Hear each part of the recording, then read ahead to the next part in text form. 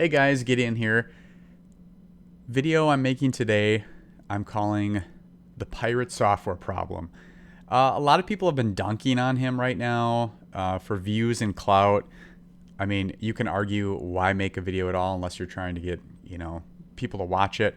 But I did want to weigh in. I wanted to share my opinion. I wanted to highlight things that I like about his content and what he does, and my take on why people are perceiving some of his behavior or takes on things in a negative light. So I want to be as objective as I can, but this is just unedited, me sharing my thoughts.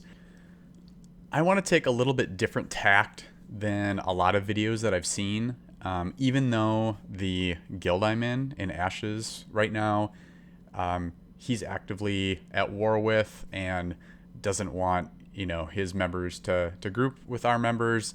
I'm going to put that off to the side. I think if anything, just as a fan of his content, that making me like a little bit frustrated or mad in game, it made me kind of open me up to considering negative viewpoints against him versus like my kind of positive views that I already have. So first I want to talk about the good stuff. I think in general, YouTube Shorts content or YouTube videos, I think he has good takes on most things. He's well spoken. He thinks through things critically, in my opinion, and gives some good, encouraging, career advice, development advice. So I know people have been kind of dunking on that too, but I think for the people that need to hear some of that encouragement or some of those things, I think he's got generally positive content that I myself have enjoyed. I found, even if it's more kind of general advice, a number of pieces of content where he's very encouraging to people who are maybe down on themselves about getting into game development, their level of skill, and things like that. He very much pushes people to pursue that path, to try to make things, and isn't arrogant about it at all. It could be easy for someone to think that they're the best and no one can touch what they do or what their company produces. But I found his takes to be the opposite. He's very encouraging of people getting into the space, which I like. I think that's great. I've also seen him use his reach and audience for good, for bringing attention to charity, like recently with his interview with Steven, raising money for the Humane Society. I generally dismiss any kind of negative views on stuff like that. It's in the same vein to me as people mad that Mr. Beast is, giving people help with medical things or something like that just for views. Who cares, right? Like if you're using your influence to do good in the world, even if it increases your power or influence, who cares, right? It's a positive outcome. So I like seeing stuff like that. Selfishly, just because most of the stuff that I talk about is Ashes of Creation related, he's a force multiplier for interest in Ashes, right? He has a large community, a lot of people that follow him, and a lot of people that play the game with him. And because of that reach, he's able to interview Stephen Sharif and talk through a bunch of stuff. And once again, has interesting questions, interesting takes, just because of his experience with EVE Online. So I really like that too. I think that's great. So on the flip side, if I were to give it a subtitle, I would probably steal a book title and call it Ego is the Enemy. I think Pirate's biggest issue is his negative response to challenge from others. And I think this is usually when it's a challenge from anyone else in a way that he didn't already see coming. So, for example, with the WoW hardcore, Dire Maul drama, there's video clips of him talking about the importance of mages, taking the right talents and making the right plays to save groups.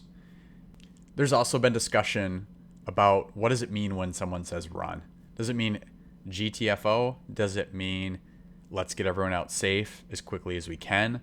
And I'm not here to debate that, The reason I bring that up is Thor already had a meaning in mind. Run means get out immediately.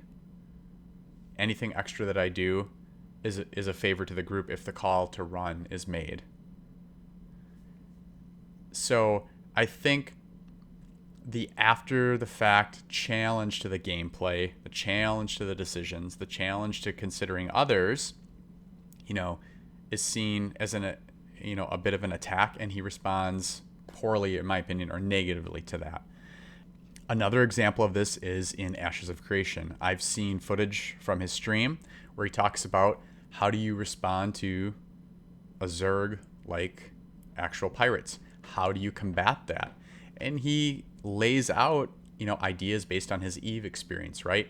Small strike teams picking away because they're too big to, respond quickly enough, things like that. So open to the idea of being challenged.